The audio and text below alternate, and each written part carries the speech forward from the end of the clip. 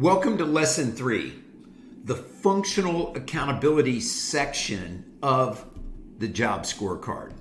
This section of the job scorecard really lays out what a person is accountable for in this role.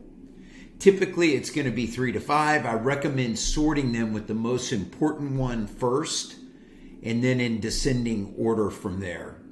Now, focus on results, not leading indicators.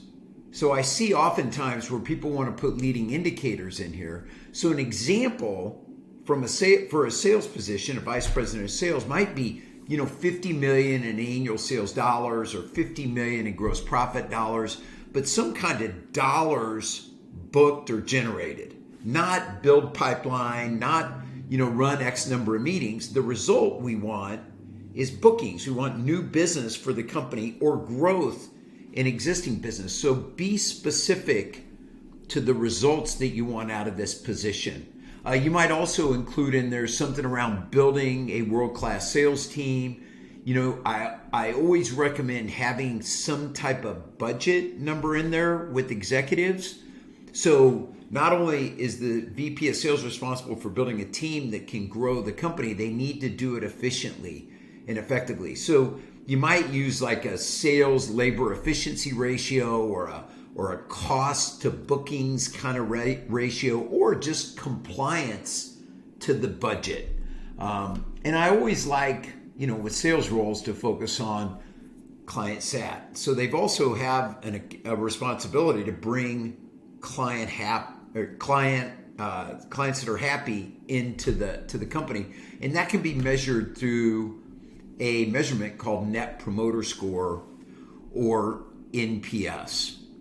Now, on the right here on this slide, I've given you some examples of some relevant functional accountabilities for executive level positions. And I'll give you another one for a frontline position here in a minute. But these really need to be specific to your organization. So a great question to ask is, what defines success? What does success look like at the end of the month, at the end of the quarter, at the end of the year? And executives should include some measures that are going to hit your financial statements. So again, going back to sales, maybe they own revenue, right? Maybe they own the budget number, cost of sales, right? And these, again, should be lagging measures. They should be results, not leading indicators, not measures of the activities to get you to that. We will cover that in a couple sections when we get into metrics and KPIs. So in this section, we want those lagging measures, the results. Now, set the outcomes high enough, but still reasonable, and you'll scare away the C players, and as an A player that you crave clarity and accountability. So here's a final example. This would be a technician, a frontline employee. Maybe their functional accountabilities are deliver on plan. So if the job calls for 2 days, you get it done in 2 days. If it calls for 2 hours, you get it done within 2 hours. A quality measure may be first time right, meaning no callbacks, 100% testing accuracy. A customer sat might be cleanup.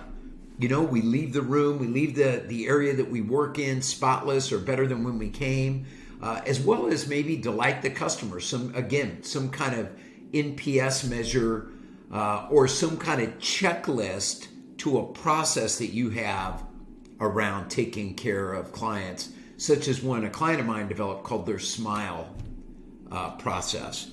Again, the functional accountability part of the job scorecard really sets the foundation for accountability. In the next video, we're going to talk about skills, traits, and competencies. So take a look, fill in your functional accountabilities in your scorecard. If you'd like, send them to me. I would be happy to review them for you. Look forward to seeing you on the next video.